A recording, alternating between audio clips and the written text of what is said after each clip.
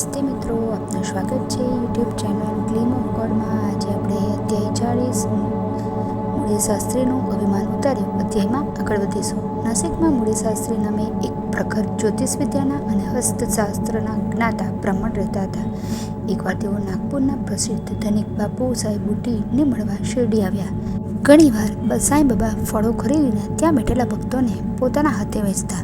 બધા ભક્તો ભેગા થઈને દ્વારકામાં આવ્યા। તેમની સાથે બુટી સાહેબ અને મૂળી શાસ્ત્રી પણ આવ્યા। બધા બાબાને પગે લાગીને બેઠા। ત્યાં એક કેળાવાળો આવ્યો।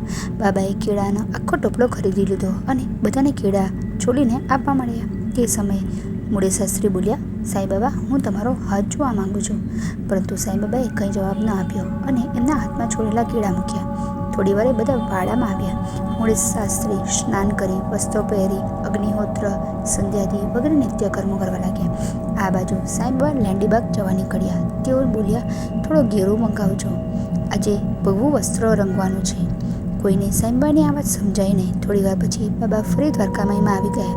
એમની આરતીની તૈયારી શરૂ થઈ ગઈ હતી। બાપુ સાહેબે મૂળી શાસ્ત્રીને આરતીમાં આવવા પૂછ્યું, પરંતુ એમણે ના પાડી અને બોલ્યા, હું બપોરે આવીશ।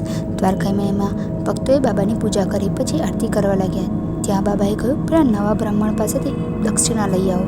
એટલે બુટી સાહેબ ઉઠીને વાડામાં મૂળી શાસ્ત્રી પાસે આવ્યા અને બોલ્યા, સાંઈ બાબા તમારી પાસે દક્ષિણા માંગે છે। શાસ્ત્રી વિચારવા લાગ્યા, હું અગ્નિહોત્રી બ્રાહ્મણ છું, હજી મારું નિત્ય કર્મ પૂરું થયું નથી। એ પૂરું કર્યા વગર દ્વારકામાઈમાં કેવી રીતે જાઉં? પરંતુ બુટી સાહેબ જેવા શ્રીમંત બાબાનો સંદેશો લાવીને આવ્યા છે તો મારાથી કેમ ના પડાય? તેઓ પૂજા વિધિ અધૂરી મૂકીને એમની સાથે દ્વારકામાઈમાં આવ્યા। બ્રાહ્મણ માટે મસ્જિદ તો પવિત્ર ન કહેવાય એટલે તેઓ બહાર જ ઊભા રહી ગયા। પણ જ્યાં એમણે અંદર નજર કરી તો આસન પર એમને સાંઈ બાબાને બદલે કૈલાસવાસી કોલપ સ્વામી બેઠેલા દેખાયા। તેઓ વિચારમાં પડી ગયા, મારા ગુરુ દ્વારકામાઈમાં ક્યાંથી? એમણે પોતાના હાથ પર ચૂંટી ગણી તો દુખ્યું। એમને લાગ્યું આ સત્ય છે, સ્વપ્ન નથી। તેઓ ભાવવિભોર થઈને દ્વારકામાઈમાં ગયા અને સાથે લાવેલા ફૂલ કોલપ સ્વામીના પગમાં મૂકી દીધા અને પ્રણામ કર્યા। બધા ભક્તો આરતી ગાઈ રહ્યા હતા, પરંતુ તેઓ પોતાના સદગુરુનું નામ સ્મરણ કરવા લાગ્યા। આરતી પૂરી થતાં મૂળી શાસ્ત્રી બાબાના ચરણોમાં પડ્યા। એમણે ફરી ત્યાં જોયું તો આસન પર સાંઈ બાબા બેઠેલા હતા અને એમની પાસેથી દક્ષિણા માંગી રહ્યા હતા। મૂળી શાસ્ત્રી સાંઈ બાબા સામે અત્યંત ભક્તિભાવથી ઊભા રહ્યા અને એમને પરમ આનંદનો અનુભવ થયો। એમના આંખમાંથી આંસુ વહેવા લાગ્યા।